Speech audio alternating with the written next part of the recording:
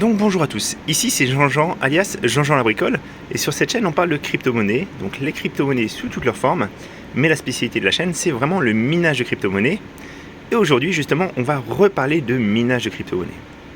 Donc cette vidéo elle fait suite à la précédente vidéo où j'avais essayé de vous démystifier un petit peu la température des cartes parce que c'est une question qui revient très fréquemment. Vous vous demandez quelle est la bonne température ou la température à ne pas dépasser au niveau du corps et au niveau de la mémoire. Et moi, dans ma précédente vidéo, j'ai essayé de vous en parler un petit peu parce qu'en fait, il y a plein de choses qui circulent et souvent, vous avez très très peur de dépasser 60 degrés ou 70 degrés sur le corps ou 80 degrés sur la mémoire. Et moi, je vous parle avec ma petite expérience, mais j'ai des cartes qui ont passé des longues semaines à plus de 80 degrés au niveau du corps. J'ai des cartes qui ont passé de longues semaines à plus de 100 degrés au niveau de la mémoire. Et je vous rappelle que j'ai eu encore aucune carte qui a lâché. Et pourtant, j'ai des cartes qui ont plus de 24 mois, plus de 36 mois, voire même plus en fait. Donc vraiment, il faut pas vous en faire plus que outre mesure. Bien sûr, il faut, si vous pouvez, améliorer votre ventilation. Je vous rappelle aussi que les ventilateurs de carte graphique, c'est pas quelque chose qui coûte très cher. Là, moi, je vais devoir en changer sur une Aorus, une 570. Et je viens de les commander et j'en ai eu pour 11 €. Donc 11 € à commander et après il faudra simplement que je les installe. Donc ça fera aussi l'objet d'une petite vidéo. Ce qui se passe, c'est que je vous fais cette vidéo parce que justement suite à mes différents propos, je vous ai parlé en fait de la problématique qu'on rencontre sous iOS, à savoir qu'on n'a pas les températures mémoire qui sont affichées pour les cartes Nvidia. Et ça c'est lié à une limitation du driver. Donc on pensait que c'était une situation qui était un petit peu immuable tant que Nvidia n'allait pas changer d'avis, parce que c'est vraiment la politique du constructeur qui fait qu'on n'a pas cette information sous Hive. Encore une fois, je vais vous montrer, mais sous Windows, on n'a aucun souci à avoir cette info. Vous voyez, donc là je suis sur le mineur sous Windows avec une 3070 Ti, celle que vous connaissez qui est juste à côté, et j'ai bien la température mémoire qui s'affiche ici. Voilà, 90 degrés ou 88 degrés. Donc il n'y a vraiment aucune problématique, c'est simplement le constructeur qui n'a pas voulu nous donner cette possibilité. C'est un bridage au niveau des drivers, ou en tout cas au niveau des informations techniques qu'il fournit à Linux en fait. Et ça en fait on ne pensait vraiment pas pouvoir s'en sortir, mais Gminer vient de réussir à faire une mise à jour pour indiquer sur certaines cartes la mémoire. Donc c'est dans la version 2.88 que vous voyez ici. C'est dans cette version qu'ils ont réussi à récupérer les informations de mémoire.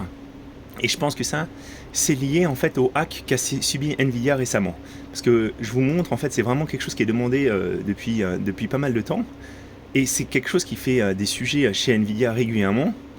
Et vous voyez, en fait, quand on regarde un petit peu les échanges des gens qui disent, bah oui, c'est vraiment... Alors attendez, j'en avais trouvé un qui en parlait. Voilà. Nvidia ne donne pas l'accès aux informations qui sont nécessaires pour récupérer cette information. Donc ça, c'est vraiment la problématique. Mais je pense que grâce, on va dire grâce, parce que c'est positif pour nous, grâce au hack qu'il y a eu, les différents constructeurs de mineurs ont réussi à obtenir ces informations, ont réussi à comprendre où trouver les informations. Alors pour l'instant, c'est pas parfait, parce qu'en fait, ça ne concerne pas toutes les cartes Nvidia. Ça va concerner uniquement la série 3000 avec les cartes qui ont de la DDR6. 6X. Donc ça veut dire ça concerne les 3070 Ti, 3080, 3080 Ti et 3090. Si vous avez des cartes des 3070, 3060 Ti et 3060, vous n'aurez pas cette information. Voilà. Et si vous êtes chez AMD, il n'y a pas de souci. AMD a des drivers Linux qui permettent d'avoir l'ensemble des infos. Alors, je vais vous montrer comment ça se joue, parce qu'en fait, vous allez voir un petit peu... je vais me remettre sur mon rig. Donc, j'ai installé Gminer sur ces cartes-là, les cartes du haut, donc les cartes Nvidia. Comme je vous disais, donc chez AMD, on n'a aucun souci. On a les températures core et memory. Mais par contre, Jean, qu'est-ce qui se passe? On ne voit pas. On ne voit pas. Alors oui, parce qu'en fait, pour l'instant, Hive ne récupère pas l'info. L'info, vous allez la voir uniquement au niveau du mineur. Et ça tombe bien, parce que ça va nous permettre de reparler de ça. Quand vous avez installé votre OS sur Hive, souvent vous faites uniquement du monitoring à distance. Donc vous regardez que le mineur se lance, ici en fait à ce niveau-là, mais vous n'allez pas voir ce qui se passe exactement. Et moi je vais vous rappeler comment on fait pour se connecter à distance. Donc pour se connecter à distance, on a plusieurs solutions. Donc il faut aller dans l'onglet en haut, accès distant. On a Shell in a Box. Shell in a Box, ça se permet de se connecter quand on est en local. Et on a Hive Shell. Donc moi je vais vous montrer les deux. Donc Shell in a Box, vous cliquez dessus. Ça va vous demander un login. Le login par défaut, c'est user. Et le mot de passe, c'est 1.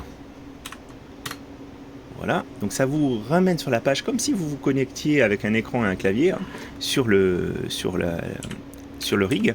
Et vous tapez mineur pour avoir accès aux différents mineurs. Donc là, moi j'en ai 3. Pour changer de mineur, normalement c'est CTRL AA quand on en a 2. Mais quand on en a 3, il faut faire CTRL A et le chiffre qui correspond au mineur en bas. Donc CTRL A1. Et là, je suis passé sur le Gminer. Et regardez, on a bien la température qui apparaît maintenant. Donc 96 degrés sur la 3080 Ti et 100 degrés sur la 3090. Encore une fois, c'est des températures qui sont un peu hautes, mais qui sont parfaitement viables. Et pour ceux qui ont suivi ma 3090, il y a pas mal de temps qu'elle tourne déjà. Voilà. Donc ça, c'est la première façon de vous connecter. Donc je vais le fermer et je vais vous montrer donc la deuxième façon. C'est Hive Shell. Vous allez voir Hive Shell. Alors il faut un petit peu réactualiser parce que le temps que le système se lance.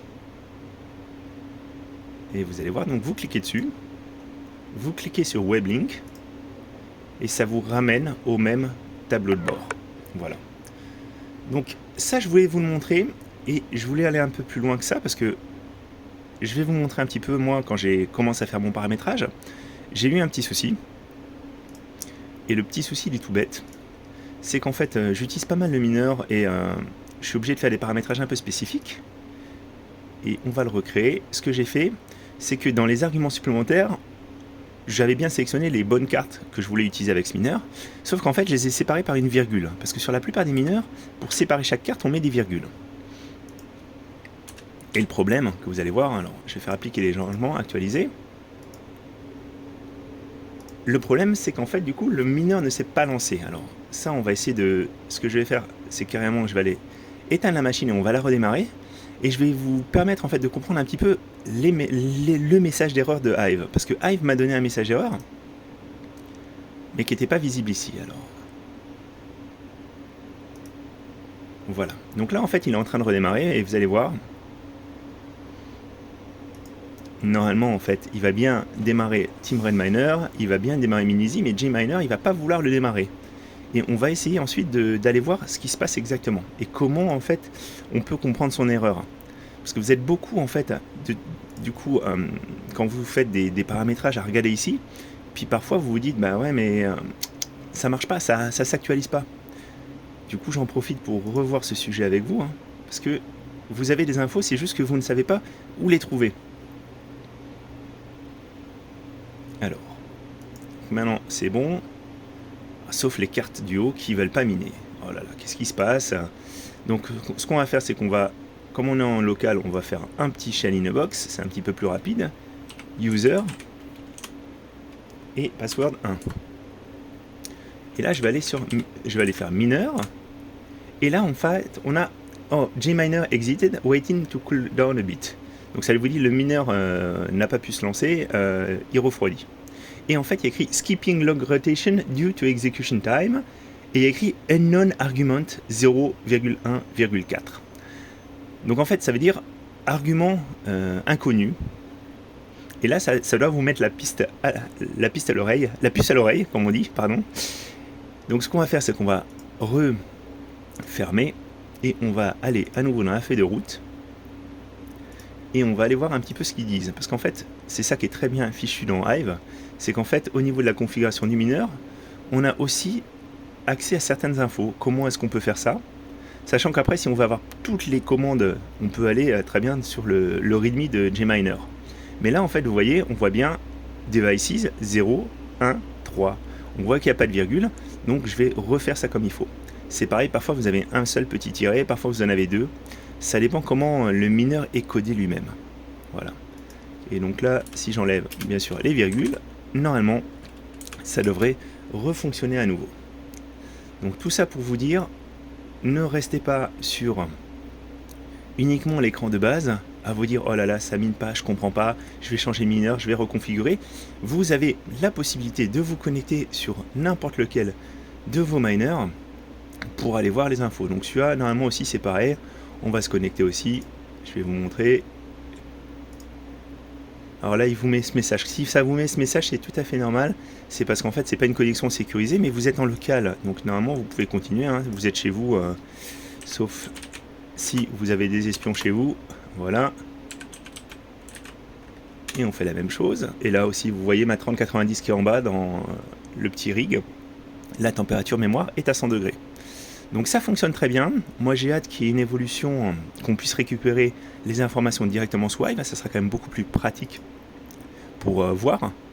Mais après, ce qui serait aussi super bien surtout, c'est qu'ils arrivent à nous afficher la température pour les autres cartes. Même si c'est sur ces cartes-là, avec la DDR6, c'est une information qui est moins pertinente parce qu'en fait, ça nous apporte.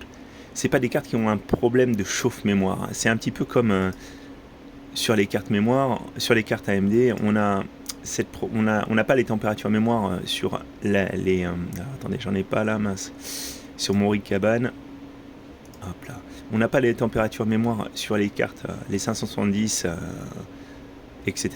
Mais c'est pas des cartes sur lesquelles cette donnée est vraiment pertinente. Donc c'est super bien qu'on l'ait sur la DDR6X, parce que c'est vraiment celle-là qui chauffe. Moi j'espère surtout qu'on aura une un peu meilleure intégration. Voilà.